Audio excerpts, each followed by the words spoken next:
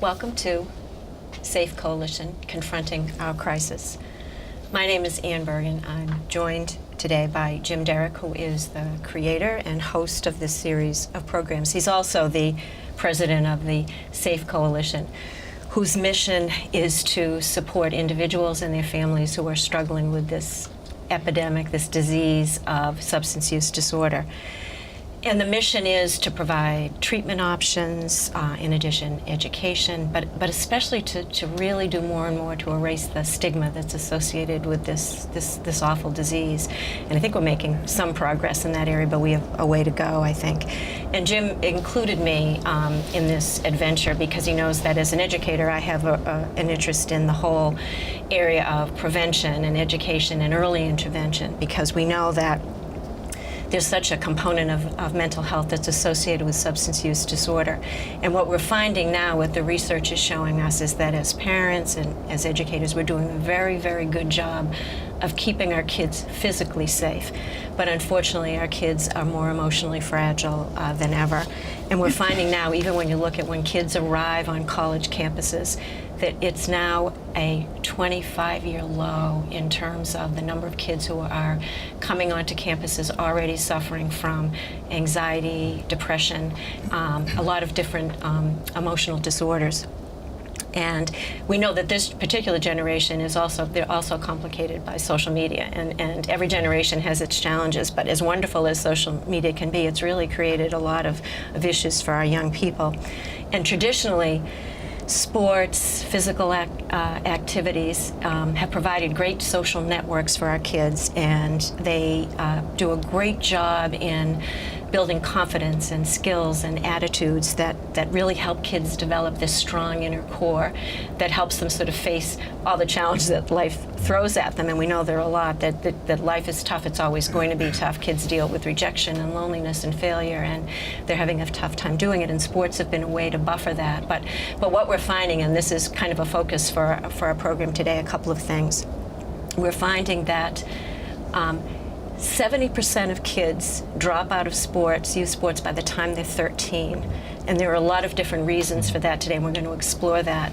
And the other, what else we're going to look at as a group with our guests who are here today, is this whole idea that too many of our young people, those who aren't in sports or don't have this outlet for their energy and investment of their time, they're kind of aimless and wandering, particularly at the middle level after school. They're unsupervised. And what can we do as a community to make sure that we get as many kids involved and be happy about that involvement in sports? So I'm so happy to welcome everyone here today. I'm just going to introduce everybody. Tom Angelo, who is the athletic director of Franklin High School, Franklin Public Schools, and Ryan Jetty, who is the Franklin Recreation Department Director. That's correct. And Scott Martin, who is the Executive Director of the Hockomock Vernon branch family branch of the Hockomock Y, and of course Jim Derrick, who is our host today with me. And so, okay, we'll start. Ready to start? You got a sense of where I was going, right, with this whole thing. So the first question I was going to ask is just, and again, people can jump in where you think, and again, this is just a conversation.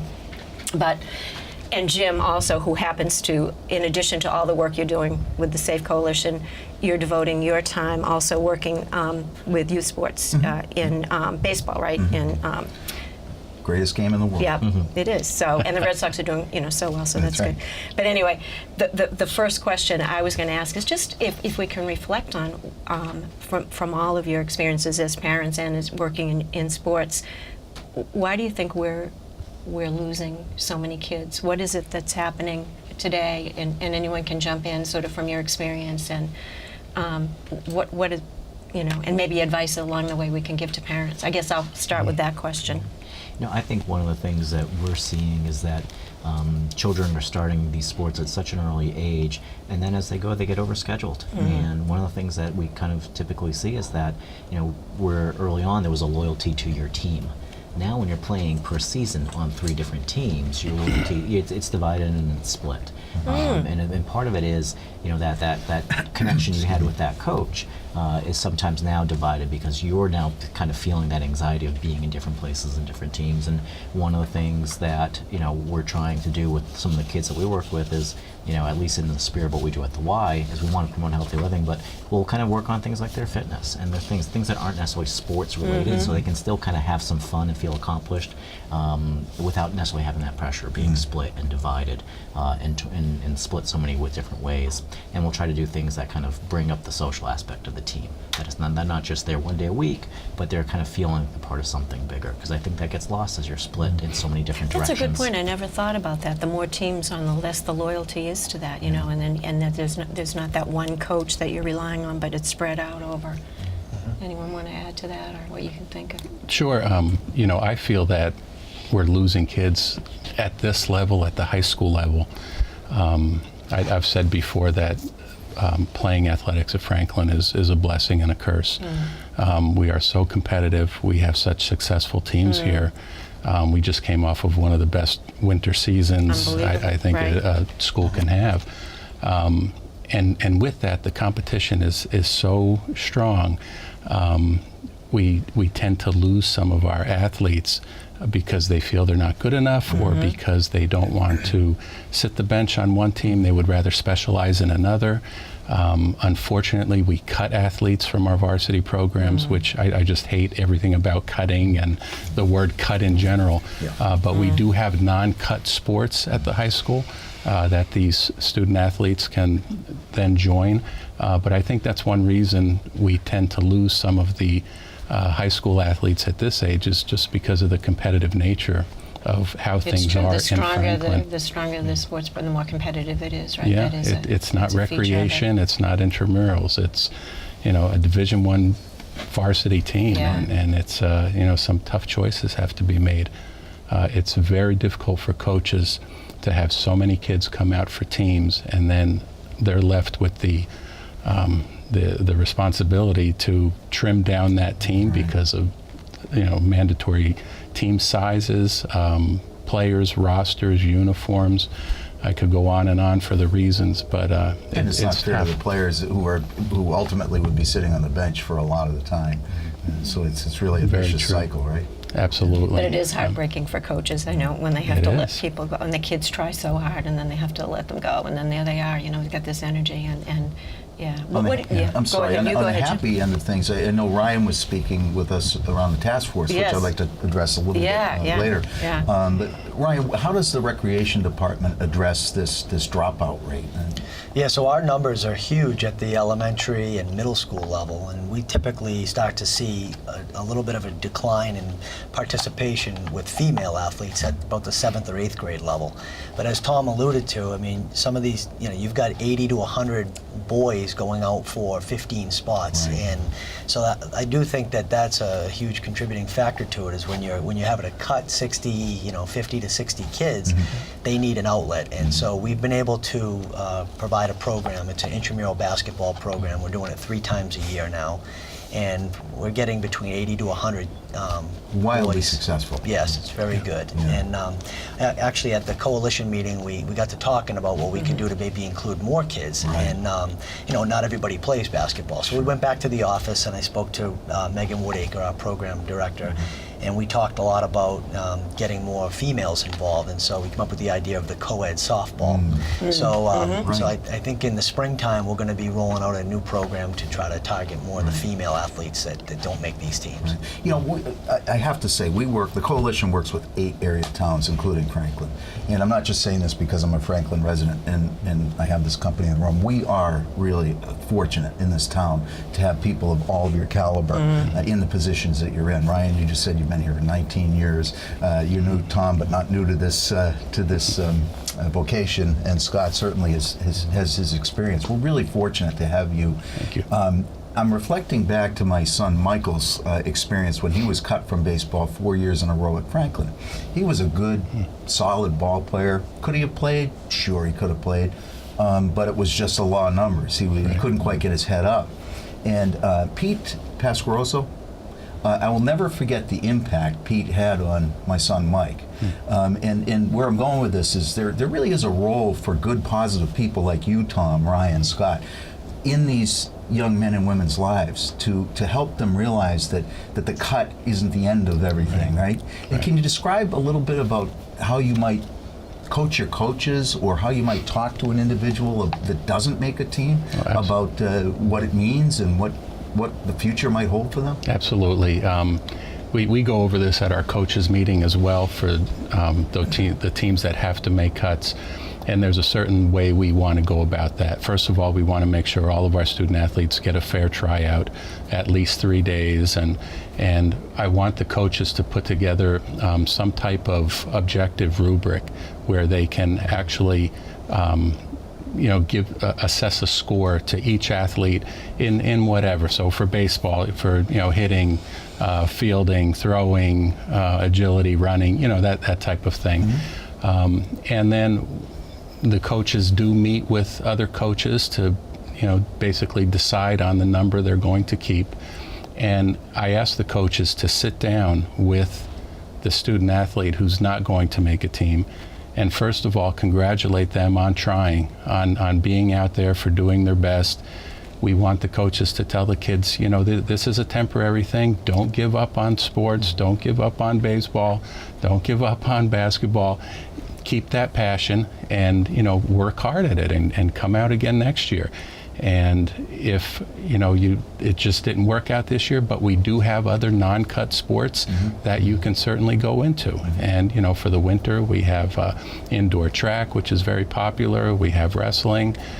In the springtime, track and Franklin track they're doing very, very well. And a lot of these students, these student athletes who may not have the skill for lacrosse or baseball, they're still athletes, and they're still part of a team, and they're still competing. They're putting on the Franklin uniform, they're going on buses, they're going to banquets, they're earning their varsity letters. That's what we want. That's what it's all about. If Pete happens to be watching, Pete, I want you to know you gave my son Mike an attitude award his senior year, and we thought he was getting a scholarship. We were all excited. Awards night. But you know what? It was better because he's 28 years old. He lives in Washington, D.C. He still plays competitive co-ed softball on the Washington Mall in every sport you can imagine, and that thing is hanging. He's lost his diplomas, but he's got that attitude award up, so it does make a difference. But following up on attitude, one of the things that I was going to ask about too is that from my conversations with young people, one of the things I'm hearing a lot about are the pressures that are on them, that they feel somehow that if they're not competing, or they're feeling this pressure that if they're not being the best at this, they're not going to get the college scholarship, and they're being pushed. And some of them begin to resent and feel this pressure that I don't want to do this anymore. It isn't because they try out and there's not a place, as they say, I'm burned out. I don't want anything to do with this. And I think we've got to start to talk to parents about it and have those conversations. Can you speak a little bit about that? That because this sometimes parents think that if we start them early and they get that 10,000 hour Malcolm Gladwell, they're going to be, get that college scholarship. And these kids are feeling tremendous pressure, and some of them are ending up hating the sport and resenting their parents for the pressure. Can you speak a little bit about that? Because I definitely see it at a younger age, 10, 11, 12 years old. In baseball especially, I see a lot of parents put pressure on their kids to be so good. And the message I keep giving to our coaches is that, until a child reaches puberty or 13, 14 years old, it really doesn't matter. You want them to have fun and enjoy the game and learn more about life skills than the actual sport. So, those college athletes, they're the 1%ers. They're going to find their way to they're going to find their way to the top. And I just think you're right, Ann. We put a lot of pressure on kids at a young age, and it is forcing a lot of athletes to burn out and give it up. One of the things we do when we work with teens, especially in our leaders clubs and in small groups, we talk about their personal brand and their identity, and are you something bigger than, who are you as an individual? Do you see yourself just as a baseball player? Are there other sides to your personality? We really encourage things like community service. Something that act of giving to others takes you out of your own personal space for a little bit, and just that the endorphin, the different kind of endorphin rush that you get when you see that you've created a smile on somebody else's face. So we try to encourage, pursue those dreams. It's a big part of who you are. You've been working towards this moment, but what is your personal brand? Does it completely define you? Are there other things that would make you whole and happy and complete? And in the process of serving others, you can actually kind of push your own, you kind of can put your energy towards something that's a positive, and kind of restore some of that balance when you feel those competitive pressures. I think that's a wonderful point. And I think the point of this broadcast with these people around the table today is that we're recognizing that talking to teenagers and young adults even about drug abuse, it's not a just say no proposition. By the time we see people manifesting addiction and alcoholism, that problem is already there. It's really a mental health and development issue, social emotional health issue that starts forming at the very, very middle school. And even before that. And so that old model of just say no just doesn't work. And the thing that I love about what we're doing on this task force, and maybe you can talk a little bit to this, Ann, is that we have these stakeholders around the table that talk about together, out of the silos, about best practices to help identify kids that might be at risk and maybe better engage them in just what you talked about, developing as people. How did that task force form in? Well, that was actually the initiative of Peter Light, the current assistant superintendent, who had a vision for bringing members of the community together and talking about how we can, with the schools, work together and deal aggressively with this whole issue around substance use disorder.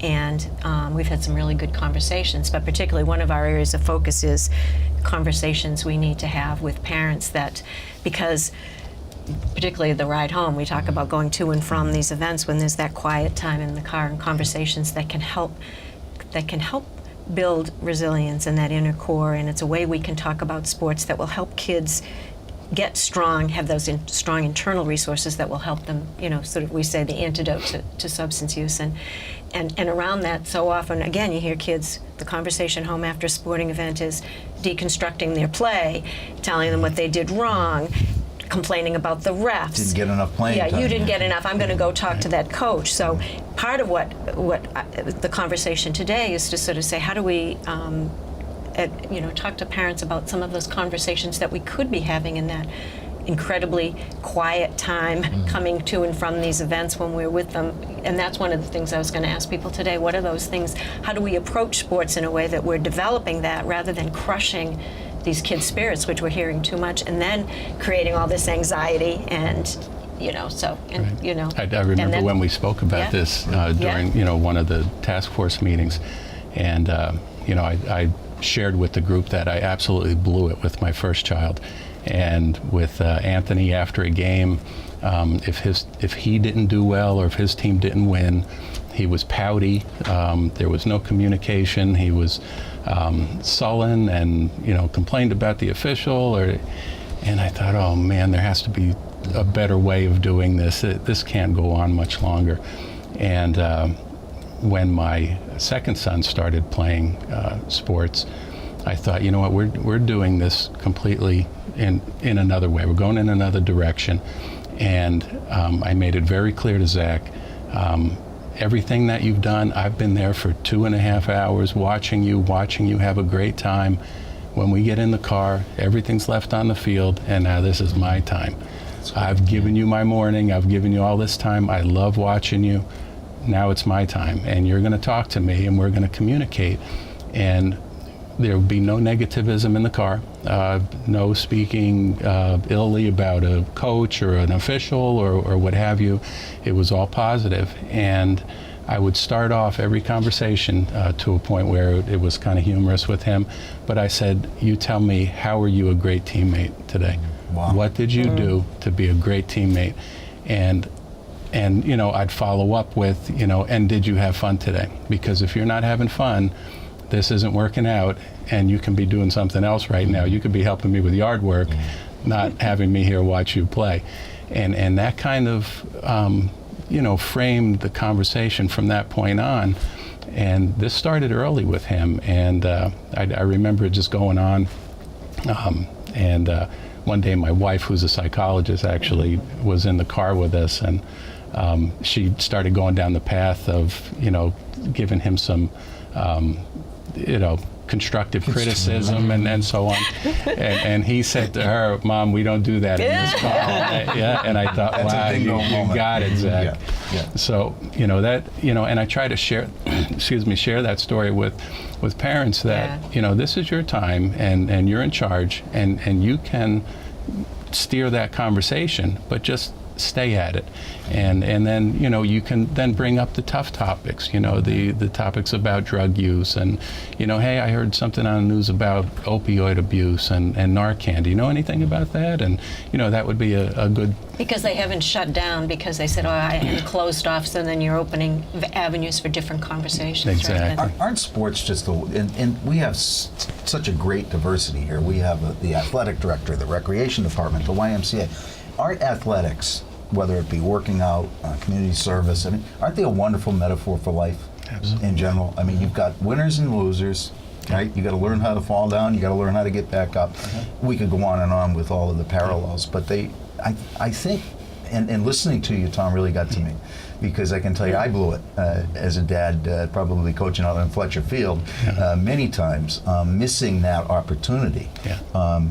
But I know that as a coach now, where I coach middle school kids down at Mount St. Charles, there's wonderful opportunities to have really constructive conversations with these young men on the field about a lot of different things. We had one young man whose mom died, suddenly, and that was an opportunity for the team. Right. And a lot of it's unspoken communication to rally around him and to say, you're going to play today. We're here for you, that type of thing. And I love what you bring about this community service idea, and really it's a real holistic approach to developing a person. But that's really what you're all ultimately trying to do. Developing a citizen for tomorrow. Right? Yeah. Right. So whether you're playing at the varsity level, you're playing rec, or you're at the YMCA working out, you're all trying to infuse that, develop a whole person.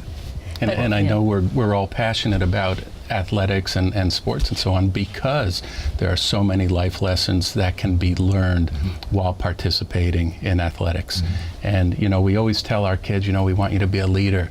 Well, how are they supposed to learn how to be a leader unless they've been given an opportunity to lead? Can you talk about at-risk youth and how you may identify them, and do you identify them? And if so, do you train people, or do you have a way of possibly interacting with them to bring about some change? We work with, I know with our teen population, we work with a lot of times the kids themselves will bring a friend in who needs some help. So once we've got this good base of kids that we're working with, and we call it a leaders club, but really it's developing leader skills. We're not necessarily working with the class president. We're working with kids that aren't necessarily finding that niche, but want to be involved in something bigger than themselves, Scott. and want to kind of find where their talents lie.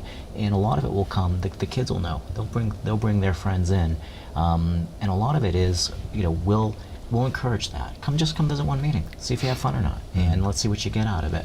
And certain times too, we'll work with the school system. If they have recommendations, we'll always listen. Again, we'll try to make them the activities that we're doing fun, and there'll be a chance for them to bring out their best talents. But a lot of it, we will rely on kids to say, hey, I've got a friend, I think they're looking for something that's great, they want to be involved in something bigger. They'll bring a friend over. That friend, it'll just multiply, and look out for it. And part of what we do is try to get the word out to parents and say, if your child is looking for something or needs something else to balance this stress or pressure that they feel in life, let's give them an outlet to put those energies against. The pressures could be academic, they could be sports, or they could be social. And it's amazing, some of the kids. It's one of the greatest achievements to see a kid kind of come out of his shell, and now they do find their niche. And now they're feeling that achievement, much like the athlete is feeling achievement on the playing field. They're feeling achievement because either they helped a senior or they helped teach a young kid how to paint. They're feeling that win, that sense of satisfaction. It's just a different outlet. It fits their niche better. Jim, I also want to point out, and I'm sure I'm speaking for all of us, finances should never get in the way of activities Great for point. families. Great So point. we offer a scholarship program where anybody who cannot afford to take the activity or pay for the activity, we're going to sign them up. So I'm sure the why. We do. That's Yeah, that's what absolutely. makes us a nonprofit. We'll Yep. never turn anybody a bill, and that's part of the word we need to get out in our communities. Yep. That if you have a friend or neighbor that you think would benefit from some of the things that the town could do or the Y could do, encourage them to come. I know it's a confidential process. Yep. As executive director, I can look out on that playing field or our summer camp. I couldn't even tell you.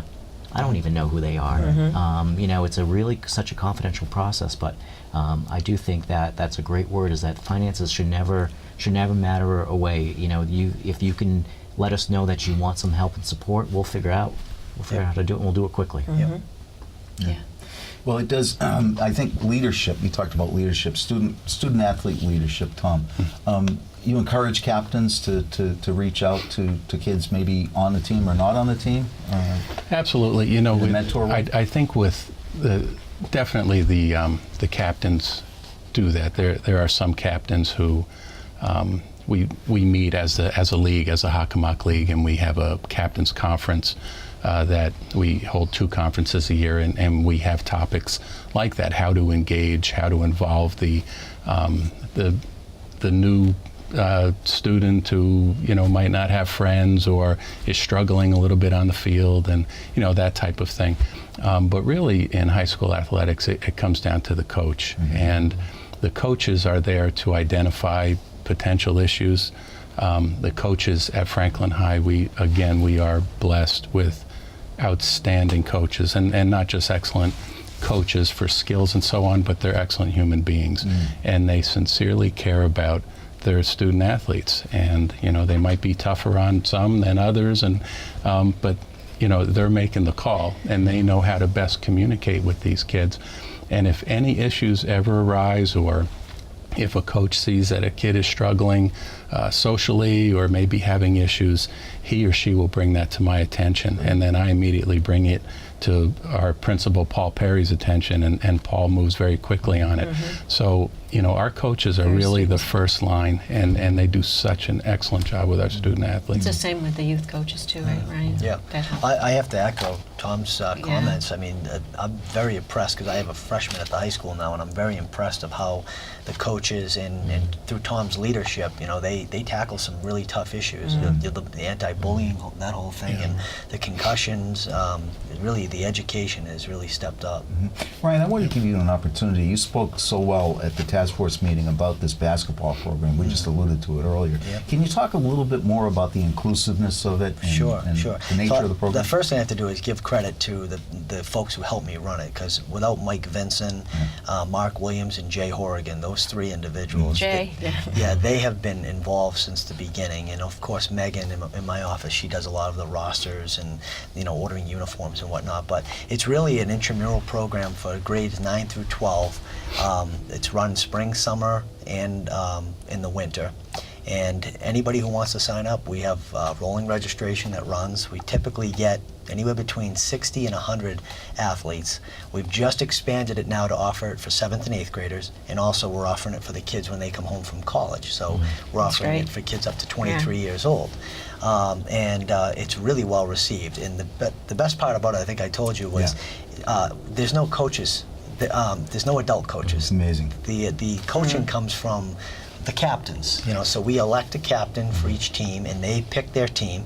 They handle playing time, and I think it was Jason. Was it Jason Hines who's on the committee? Yes, who spoke yes, real that's positively right. about it? So he had a really positive experience from the program, and like he said, it doesn't matter if you're the best player on the team or the worst player on the Love team. that. You're all going to get No playing cuts. time. No cuts. That's Everybody great. makes it. But in following up on that, because I wanted to pull Scott into this a little bit too, is in that the issue we talked about is these kids at the middle level that are, we know from K to 6, there's something for the kids to do if parents are working.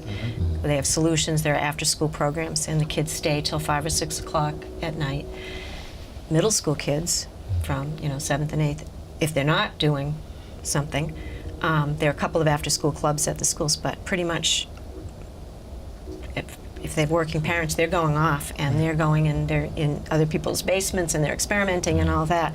And I know that, Scott, you've talked a lot about possibly a future for what the Y might do to kind of address that and how we can come together, because that's a huge at-risk group. And if we can address that issue, can you speak a little bit Yeah, about? I've recently hired 2 folks, a full-time teen director and another person who's got a lot of experience working with teens, because that's a need that we see in the community, and we want to be resourced to be able to respond to that. But we do see that there's those hours there. That the children have that much time on their hands, and what can they be doing that, again, is positive. And by that time, we're always going to want to try to improve their health, and we are going to be looking for opportunities to partner with schools. The one thing that we can provide is expertise, health and wellness expertise. One thing that's hard for us to provide is space and transportation, because we're up in Forge Hill, Right, we're at but the if- other end of town, but if we're there... If you bring the services to the schools where the kids exactly. are, where the space is, We've been adding and you've been doing that, Yeah, we've been right? adding our internal capabilities. Yeah. We do that for the Bellingham That's school right. system. That's right. At the elementary level, we're in their schools with after-school care programming classes, and I've been kind of hiring people internally that are comfortable with this teen group, so they'll be able to do more of that work using some of the physical spaces that the school would provide. But we found, if we can do activities that keep them healthy, keep them fun, but also add some values programming into it as well, whether it's anti-bullying, whether it's confidence building or building your personal brand, we can kind of find ways that while you're sweating and getting your heart rate up, you're still having some good positive conversations. And it's a good way to spend some time before you kind of get back into your family time, which is just as important.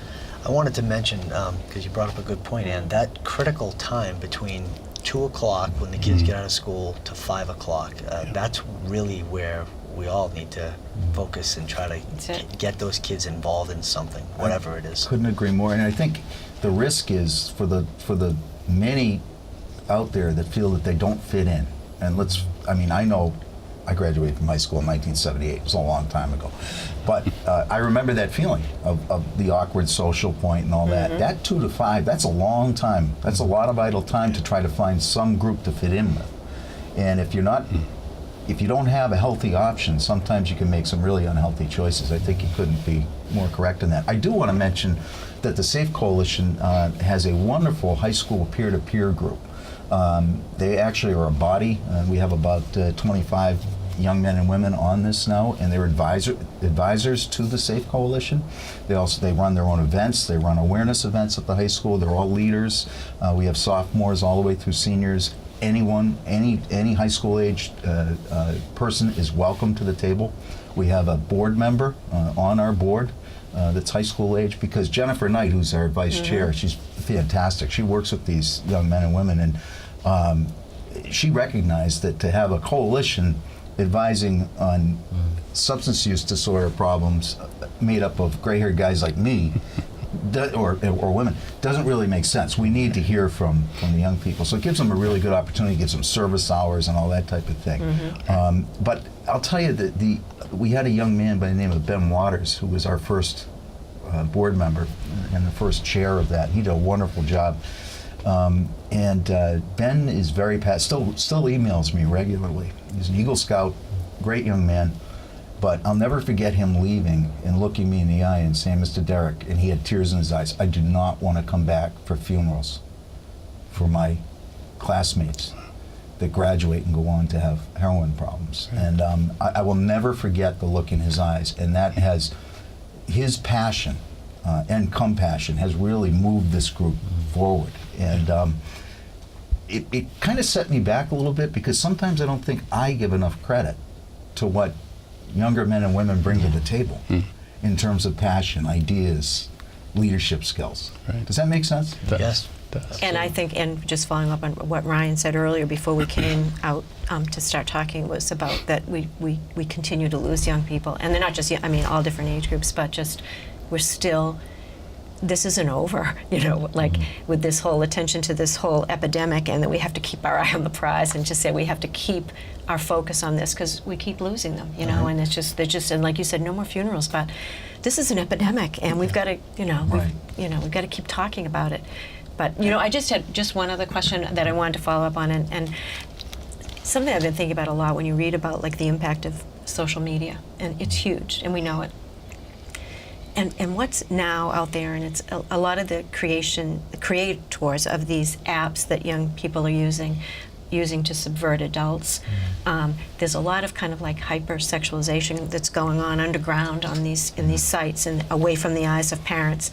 It's doing a remarkably bad, having a detrimental effect, particularly on young women, because the way boys are viewing women now based on all of these apps that are out there. And then I think about the power of these coaches that are out there and the people in your positions, all of you. Is there a way to talk about what it means to be, you know, a good man in these relations and strengthen women's view of themselves and what to accept and not to accept? Because it's becoming another epidemic, and it certainly is leading to issues around anxiety and depression, huge amounts of drinking on college campuses to cover up all of these awful feelings that lead to other substance use things. Is that a part of the conversation that these role models as coaches can somehow get, you know, be involved in, or is that something off the radar? Or I don't know, it's just such a huge issue now. I don't know if anyone has any. It's not something that we've actually addressed with coaches. I can tell you the coaches we do have at Franklin High School, the male coaches are gentlemen, and if So any they model issues, it, right? Yeah. absolutely. But I couldn't agree more, Ann. Just what I see on Twitter and through social media, I think the amount of sexuality out there just desensitizes young people to what it is. And for us, for my wife and I, we see this stuff and we're appalled. And it's flooding. Yes, you know, Tommy, yeah, the pornography that's out there and these kids are exposed to it, it's desensitizing the power of emotion and human relationships, and that's when you think about the power of these role models. That's why it's so important who we in the conversations, you know. Yeah, and it's one of those things where, it's interesting when you get teens in the room, and again, this is where I think having that peer collaborator, makes a difference, and we'll do that with some of the groups that we organize. Is we'll facilitate the meetings, we'll help coach them how to facilitate the meetings, but we can get some honest conversation going when they actually open the doors and talk to each other about it, and they share about what it feels like to be on the receiving end of that pressure and that anxiety. And again, it's such a different to have versus somebody with the gray hair, gray beard, trying to have that conversation versus one of their peers. And we owe it. We do a lot of that prep work to prepare them how to facilitate this conversation so it doesn't go downhill quickly, and you kind of set up some rules of engagement with it. But we find with some of the groups that we work with around that age, we do encourage them to lead the conversations themselves as opposed to having us there and us present. And I know being in Franklin, Dean College is a great resource as well. I know as a Y we've been very thankful partnering with Dean College, because we kind of have that viewpoint. If we can work with middle school age and high school age kids, they see the similar issues. They just see them 2 years, 3 years down the road, and they have some good resources to work with that on campus. So we've been successful in sometimes working with them and partnering with them and kind of sharing. And the same thing, though, when we work with Dean, we'll have some of their student volunteers come down and talk to our middle school age or our high school age kids. Because again, it's peer to peer. It's somebody who's left home, gone away to college, and we found that if we can facilitate that conversation, be in the room, kind of steer it in the right direction, it's amazing when they actually start talking to each other rather than being spoken to. That I think they start to realize the impact it's having. And we have to model the behavior. Right. I mean, I can just speak for myself. If I'm sitting like this and telling my son, can you please stop? I mean, it doesn't make sense, right? And I love what you both alluded to. I think real conversation, human to human, eye to eye contact, as opposed to, in giving them healthy outlets, whether it be through the rec league or at high school or at the Y. And modeling that good behavior as being a good citizen is the best way through, because ultimately, as a young person, you're looking for someone, whether you admit it or not, you're looking upstream for somebody to emulate. And I love what you said about your conversation on the way home, Tom. I think that's just, you're setting your children up for really good social emotional health as they move forward, because you're being emotionally available for them. You're saying, I'm not distracted. I assume you don't have your radio on and the Bluetooth going at the same time, and it's great modeling behavior. Oh, thank you. But it is those, like you said, the conversations on the ride home, even the one we just had about what it means to be a young man or young woman in the world today. And those are the kind of conversations in that quiet time to have on that. Right? Absolutely. Yeah. Leanne, I just wanted to bring one thing up. The most frequent question that I get, and again, my initials after my name are DAD. Those are my credentials. So I want to make it clear that I'm on this. I'm blessed to be on this board of directors with people that have real initials after the name of professional credentials. But the progression, I always get asked, well, where's heroin? Heroin isn't in the schools. And generally speaking, that's true. We don't get a lot of calls of high school age heroin users, but it's the progression of this illness, Right. which is now defined as a mental illness. Substance use disorder is a mental illness, so it's the progression. So it can start with just experimentation, and then it's self-medication, and it may be marijuana, it could be anything, huffing, you name it. Whatever it is they're self-medicating. It could be eating, it could be a sex disorder, it could be gambling, it could be any of these things to self-medicate. And ultimately what's happening is the game keeps getting upped. The medication needs keep getting greater if these issues aren't stopped and arrested. Right. And that's why the heroin comes in at a between 20 and 30 years of age. You're seeing a lot of overdoses. So I get that question a lot, and I guess what I'm saying in this kind of long speech here is that I would encourage parents to get involved and start thinking about good social emotional health that we're talking about here at a very young age. It is mission critical. Would you not agree with that? Absolutely. Absolutely. Absolutely. You know, we talked about at the Coalition meeting that, you know, the elementary school level, you're even starting to see the vaping, and then the marijuana use at the high school level, and the alcohol use, and then it just escalates from there. So I think parents just need to stay involved in their kids' lives, you know, until they're 18 years old and they're adults, because, you know, when you get your young kids into activities and programs, they have a positive outlet. But if they're, you know, hanging around by themselves after school from 2 to 5 without a parent knowing where they are or what they're doing, they're going to find trouble, or trouble's going to find them. So I just think, you know, as we mentioned, it's so critical that 2 to 5 hour time. That's where we frame to have really, involved. really have to work Excuse me. together and see what we can do with that, because that's huge, I think, you know, so. And too often I go to, we'll have a forum and we'll have wonderful speakers, and I look out and there's 20 or 30 parents in a high school auditorium. It happens all the time, and it concerns me a little bit just because of what we see downstream. So Right. I really appreciate you making yourselves available Yeah, and this for is all the great. work that you're Yeah. doing. And Thank you. sometimes that's what it's you know, fortunate in a way that sometimes with those smaller groups, though, you can have a very big impact on those folks there, and you just have to be willing and persistent and consistent. You know, you just have to say, okay, I'm going to impact this group of 15, and if I do a good job, I'm going to move on to the next group of 10, and then again, That's a good point, you know, Scott. and you get disappointed. But as long as I find that you're persistent and consistent with some, especially some of these younger age groups, you know, you'll have a big impact perhaps on the one person or two people that you might have caught right in that moment. And when you're organizing an event, it's such a letdown.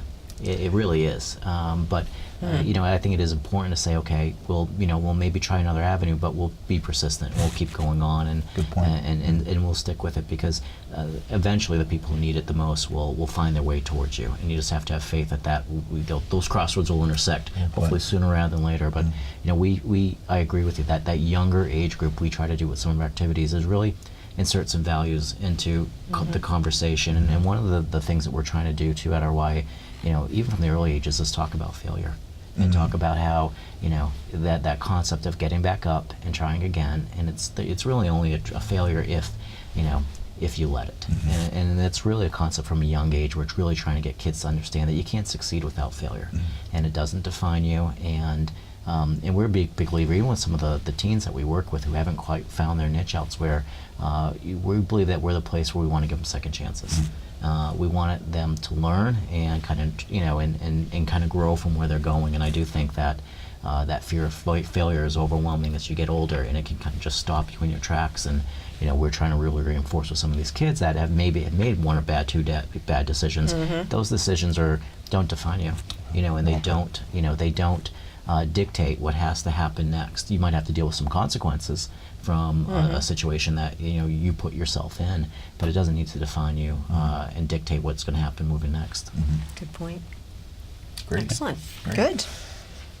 Well, I think that was a great conversation. Thanks, I appreciate guys. Thank you. everybody being here. I want to just remind folks, this is what the Coalition does. It brings together stakeholders. It brings together people to talk about these issues. And thank you to Dr. Bergen for being such a huge part of the Coalition and its mission. And thank you to our guests today. The Safe Coalition does stand ready to help. We are available by Facebook. You can find us on Facebook, Safe Coalition MA. You can find us on the internet at safecoalitionma.org. You can call us on our support line, 508-488-8105. So for our guests, Dr. Ian Bergen, my name's Jim Derrick, saying thanks for watching.